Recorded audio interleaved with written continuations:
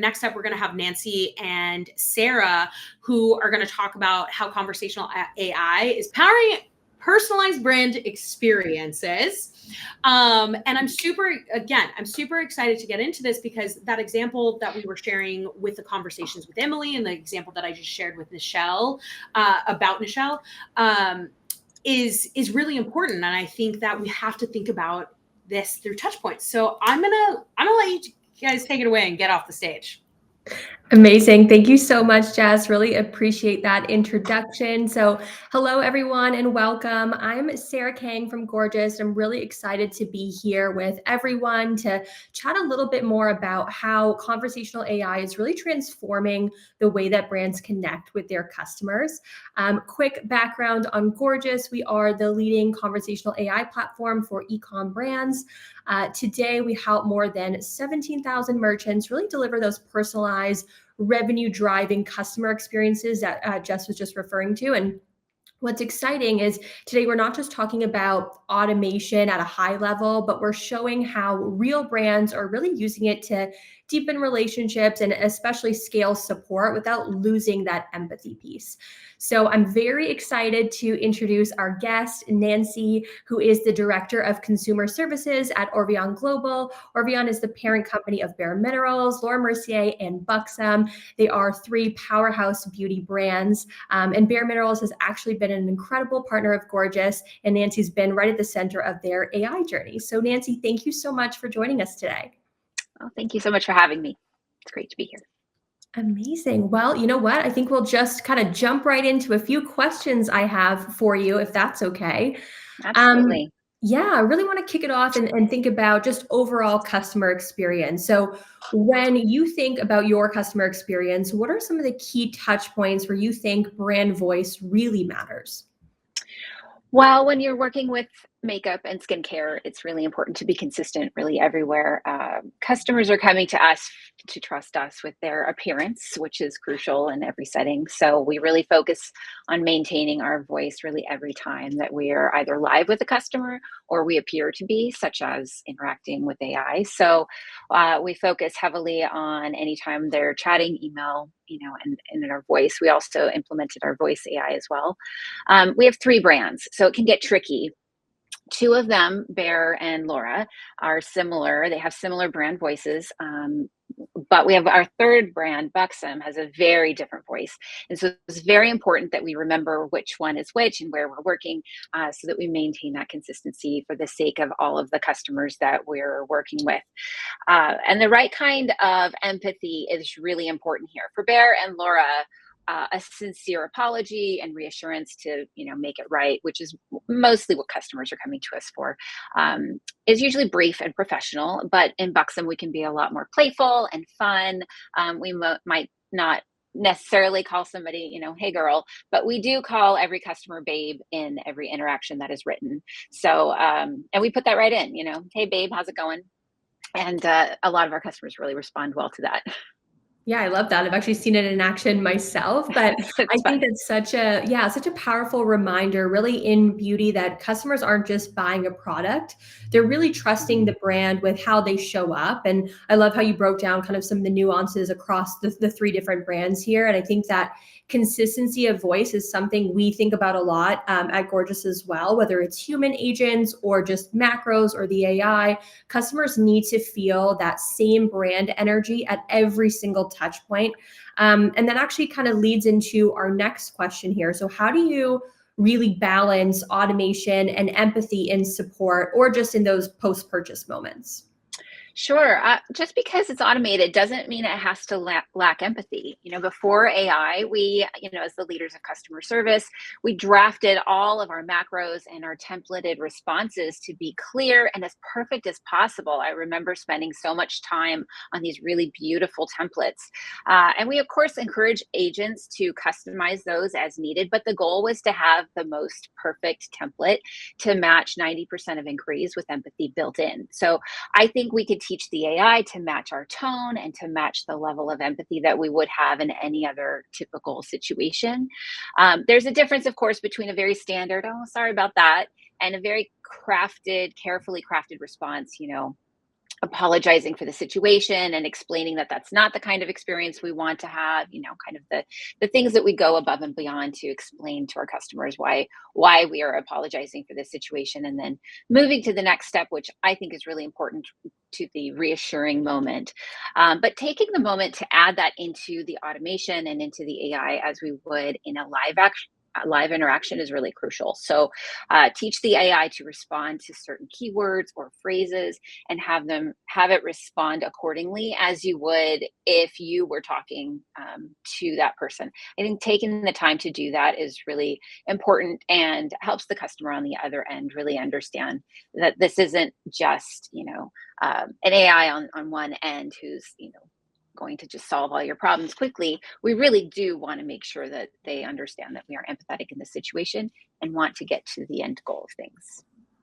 Yeah, absolutely. I really appreciate that perspective. And that empathy is something that really, like you said, can be engineered into automation, but it has to be done with intention within your brand tone of voice. And I think Bare Minerals is such a good example of this. And even something as small as softening that response that you were mentioning, it really just shifts the entire customer perception on the situation. And again, something that we've seen at Gorgeous across so many of our brands as well. And that automation piece works best when it really feels like it's an extension of your human team. And again, not a replacement, which actually kind of takes us into the next question. So have you experimented with conversational AI yet? And if so, what are some of the key takeaways and what did you really learn from that process? Yes, I have. And it's incredible. It's incredible what is possible out there. It's come so far that, as I mentioned earlier, we're implementing voice AI in our call center as we speak. We just started last week, and we've had incredible, incredible results. And it's not to remove our live agents, but to clear out, for now, at least our goal is to clear out the easy questions that clog up the queues and really leave extra time for customers who really need someone to provide that elevated human touch. Yeah, you're so right. It has come very, very far. But I love how you frame kind of AI as something that you train over time, and it's almost like onboarding a new teammate in a way. And it's Yes. telling. It's so telling when you're adding that voice AI into the call center. It's not about removing people. It's just about giving your agents more bandwidth for those conversations that truly require human intervention. They require that human element. And that's, again, something we've seen across so many Gorgeous customers. The goal isn't fewer humans, it's just better humans. Jess said it really well before as well. And I think that just brings us to a bigger opportunity. So what role do you think that AI can play in really deepening relationships, and not just solving tickets or deflecting them or just FAQs in general? I think it can do it very indirectly. I think everyone grows when we are required to. So bringing in new ways to do a lot of the work requires all of us to grow in the way that we handle things. So AI requires us to elevate our own skills. If the AI can handle all the low hanging fruit, we all have to polish our high flying skills that are required to really take us to the next level. So it's not necessarily about each individual interaction that the AI is interacting with. It's about making the whole team stronger as a whole in the end. Yeah, absolutely. I think that's such a great way to look at it. And AI not only supports the customer, but it also really raises the bar for your entire team. Like you said, it pushes everyone to kind of lean into those higher level skills. And what really strikes me about Bare Minerals is that the brand has always been about that guidance and education for your customers. It's not just about selling through your products. And AI feels like a real natural extension of that, just being able to really scale the role of a beauty consultant into every single channel. And that kind of brings us into how you measure really what's working. So how do you measure success when you add AI into your CX stack? And what KPIs really matter to you most in this moment? So I really look closely at the success rate. and not the attempts, although that helps me kind of guide what we're going to train the AI to do next. But we want to know actually what was accomplished by the AI so that we can improve or make the choice to get a live person.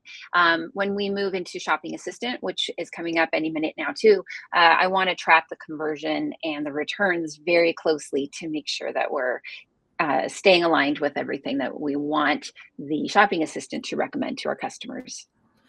Yeah, I love how you frame that. It's not just about how many tickets AI touches, but whether it actually moves the needle for your customers. And you brought up Shopping Assistant, but we've been seeing with Gorgeous's Shopping Assistant, it really lines up so nicely with what you're describing. When it's trained, it's not just deflecting those tickets, it's really helping people find the right product at the right moment, which of course obviously leads itself very nicely into higher conversion rates and then ultimately fewer returns, which we all know is a headache in the beauty industry. And I think for brands like Bare Minerals, that's huge. If someone is confident that they've picked the right shade or the right morning or nighttime routine, that's a win for the customer and also a win for your business.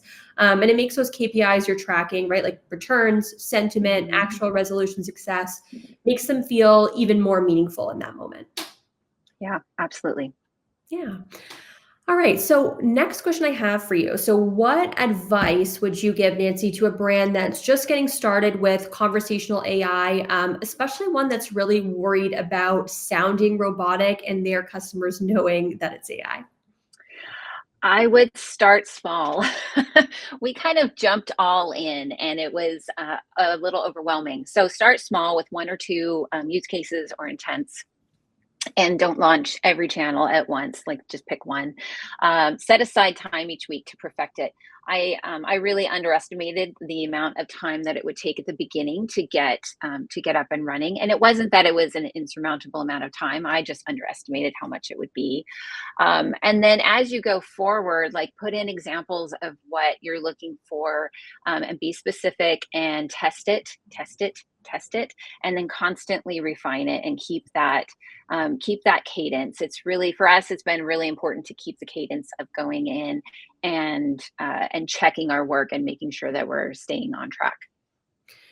Yeah, I love that. I think testing is so, so important. Really start Mhm. small and refine and really treat AI like a living system. And again, it reminds me of what we tell Gorgeous brands all the time is AI isn't a one-time project. It's really an Right. ongoing practice. And to your point before, the setup could take a little bit more time. And you really do have to invest that time weekly. It's so important to really train everything correctly. And the teams who put in that discipline are the ones who truly see their AI really reflect their brand tone of voice. Yeah, and that kind of brings us to something that's connected here. And we want to talk a little bit more about how you ensure that AI really enforces rather than dilutes your brand identity in all of your customer interactions. It's so important to keep your brand tone of voice really everywhere. Use your terms, your own vernacular, your inside baseball, however, whatever you call it, consistent. We tailored things to follow our practices, so we are very lenient when it comes to things like shade adjustments or easy replacements if something arrived damaged or melted in the heat as it came this morning. So staying consistent with your policies and your tone is just so important. And we do that regularly by like that weekly maintenance. We look at the details of what the AI is saying and then go in and add our notes so that we're really keeping into the guardrails in our macros and the phrasing. All of our tone standards are right in line with what we're hoping for.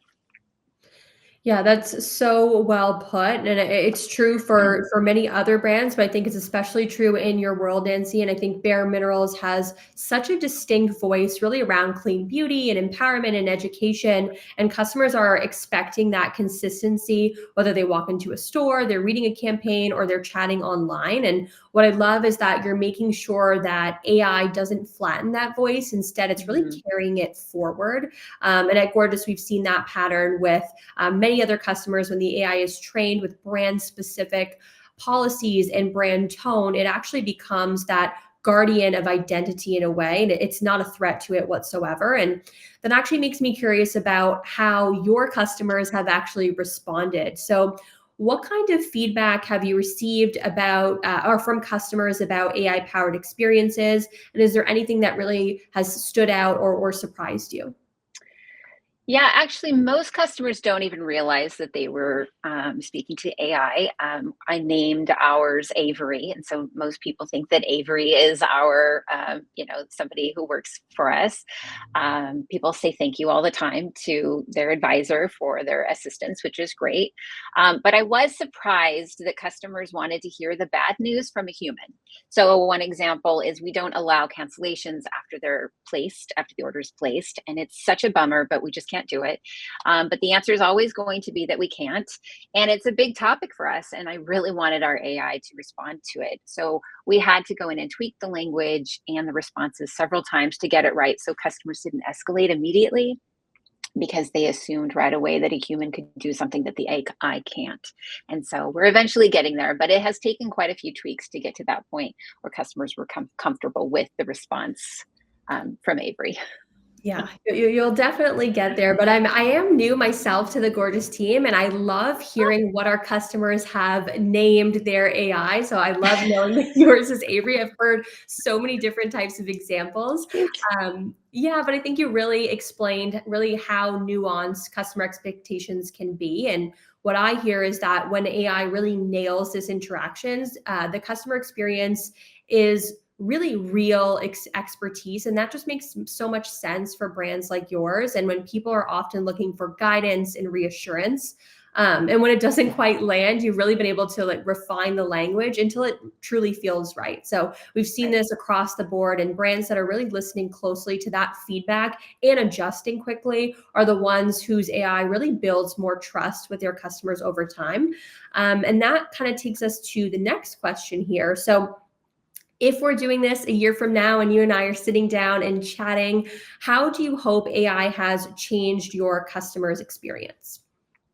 Well, I really hope customers always don't realize they're interacting with Avery, and that they get exactly what they need on a normal in a normal day-to-day situation.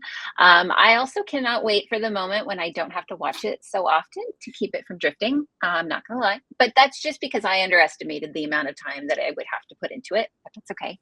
Um, and I do wish that I had planned a little bit more for that, but in the end, I think we're going to have more of a beauty concierge service that I'm really excited about, and offering more tailored regimens and ongoing care, and not just product help or ordering service help. Yeah, absolutely. I love that. And I think AI is so working so smoothly that customers don't even really notice it's there a lot of the times. And they're just feeling supported, to your point. And I Mhm. think for Bare Minerals, that really mirrors the in-store experience that you're really known for. And the consultant who makes the shade matching and the routine building really feel effortless. If AI can really replace that feeling digitally, it's such a powerful Mhm. extension for your brand. And for what we've seen at Gorgeous, when the AI stops being just a support tool and becomes really an overall part of the process, it really supports the customer experience. And that brings us to our last question. So, what is one thing you're really excited about, or maybe cautiously optimistic about when it comes to just AI and CX in general? So I'm really excited to give our customers consultations around the clock. That's a small thing, but I'm excited about it. I can't wait to be able to text them a link when they want something to make it really easy, or email them what they need. So interacting in ways other than the way that they've contacted us. I also am really hoping to train the AI to know a vast history of our products, which is extensive and requires somebody who's been with the company for more than 10 or even 20 years. We're celebrating our 30th anniversary this year, so maybe even 30 years. And we have those in the company. We have people who have been here that long and they have that product knowledge, but they are certainly not always available for the customer. So I really am excited to take that expertise and make it available for any customer who wants it. That's really what I'm looking forward to in the next year for sure. Yeah, I love that. I think 30 years is such a huge accomplishment. That's so exciting. And I think giving customers that level of access, whether it's a consultation at midnight, like you said, or decades of product knowledge at their fingertips, it really honors what Bare Minerals stands for, and making that beauty expertise really approachable and accessible for all. And I also really appreciate your note around just kind of caution and empathy we've talked about before, and kind of how that can get lost a little bit. But that balance is something we hear from CX leaders working with Gorgeous as well. How do you move fast but still make it feel personable? And that's kind of really a thoughtful way to look into the future. So I really, really appreciate your answers, Nancy, and thank you so much for sharing all of your insights today. I think ultimately we've talked about it a bunch, but the real takeaway from this conversation is that AI, when done thoughtfully, doesn't actually replace the human touch. It really enhances it. And it gives so many new opportunities for brands today. And you've really done a great job of showing how Bare Minerals really takes automation and carries the work routines. Your team can really free up some time and focus on other things, and how that conversational AI can really guide customers through a ton of different decisions with confidence. And we've talked a bunch about how that consistency in brand voice ultimately builds trust at every single touch point. So I think for everyone listening, the key takeaway really is that AI is reshaping the customer experience, and the brands that start small, refine often, and really lead with empathy are the ones who are turning these conversations really into lasting relationships. So Nancy, it's been such a privilege having you with us and chatting a bit more. So thank you all for joining and listening to the both of us. And I can't wait to see how you take some of these ideas back to your own brands and incorporate it today. Since we're actually all here, can I ask you a question, Nancy? Of course. Okay, good. Sure. So I love that you were talking about bringing AI outside of just like Wizmo, returns, like all those basic things, right? Yeah. And kind of like building like more of that esthetician, beauty concierge. I'm really curious about how you guys are planning to approach that. Because like the last conversation that we were talking about is that you need to have like brand guidelines about tone of voice and all those things. And I feel like you're past that point, because if you're already doing like Wizmo and all these other things, how are you planning to like feed it the right knowledge in order to deliver the right like product information? And great question. Yeah. Yeah. That's a great question. I think where I am thinking what I will want to do, because I've only given it a little bit of thought, is take kind of the most common questions that we get and start there. So as I said earlier, like start small, put in a few intents. So one of our top questions that we get all the time is, I used to be this shade, now what shade am I in your new line? So we have figured out that you can actually put in, if a customer asks what shade they are in this line, let them know that they are now this shade in this line. Or if it's not a one-to-one comparison, offer these three options. If you're, a little warmer or cooler, sometimes customers don't know their undertone. If they ask about undertone, these are the things to say. So starting with like that large, like the top of the funnel, the most common question, I think is where we're going to start. And then moving down beyond, shade matches and comparable shade matches, I don't know that we will get to the point where somebody can send in a photo and say, what shade am I? Although we have other tools that do that. There's things that customers have used for years that have been discontinued for a long time. And those products are what they come and look for. So if you've ever heard of fruit cocktail, it's a blush that's very bright pink. It's been discontinued for 15 or 20 years, and we still have customers who really want it. It's very pink. And I think, if we can have a good response, the AI is going to go to the site and say, we don't know what you're talking about. We don't have anything like that. But if we can train it to say, well, we did used to have this, and this is the shade that it was, and these are the current shades that are as close as we can get you, considering, and then you can add in other language, like considering that you're probably looking for a more up-to-date, modern look, etc. I think that's how we're going to approach it, but it's probably going to be very topical. Yes. And based on what most customers start with, like the big quantities, I would say. Yeah, so it's almost like you're tiering it out, right? It's like topical, get the basic information, Yes. all of those things, and then from that point, you if it goes past that, you can then like provide that information to the agent to then continue the conversation, right? Exactly. That's the goal. Yeah. Especially with the things that people ask about literally every day. Why don't you have prime time anymore?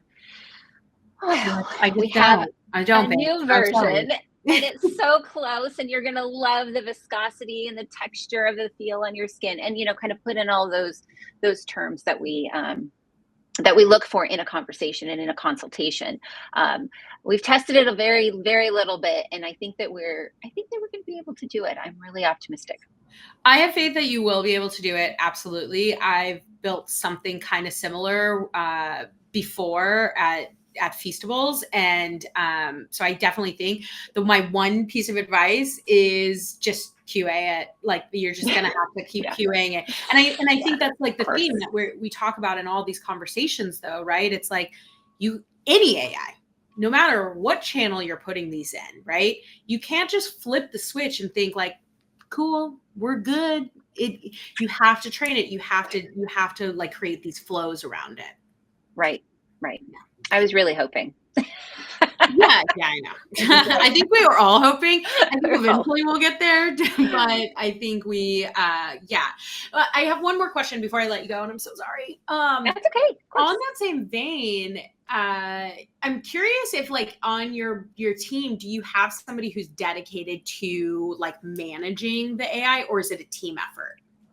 It is a little bit of a team effort, and we have I have our senior manager does the lion's share of it, but she manages mostly the customer service pieces. So as we move into the more consultation and the shopping assistant, I have 4 beauty advisors who are experts who have actually worked for the company for more than 10, 15, 20 years, each. And I am going to probably put one of them for each brand and say, you are the dedicated person, spend this much time a week on retraining it and entering things in. And I think that will be a really great use of everybody's time because, as I said, I think it's important that we dedicate time each week to maintain everything. Yeah. I think having those experts who know our product, know the history of our products, and know what our customers are looking for, kind of actually going in and doing that, I think will be setting us up for more success than having somebody who's really great at training AI. I think this is a little bit of a shift that we're making because we have people who are great at training the AI, but they're not the product experts. And so I feel like making this shift will be a really great balance of both worlds. Yeah, no, I agree with you. I really appreciate your approach because you're approaching it as, for me, like I walk into a lot of brands who are like, oh yeah, AI is going to replace the agent, right? And it doesn't work that way. And you're really thinking about it holistically as AI is going to contribute to the internal agent's experience and then creating like just that flow and like jobs and responsibilities. So this is what it is when we talk about responsible AI usage and building, right? It's like, it's not coming for our jobs. It's just making it better, It is. It's making us all stronger and learn a whole lot of new skills. I did not know how to do any of this 5 years ago. Girl, same. Okay. me and Chappie, we besties. All right. Well, I appreciate you both for such a great conversation. I could keep you both here for so long, but we got to keep it moving. So Nancy, Sarah, thank you so much for joining, and I will let you off stage now.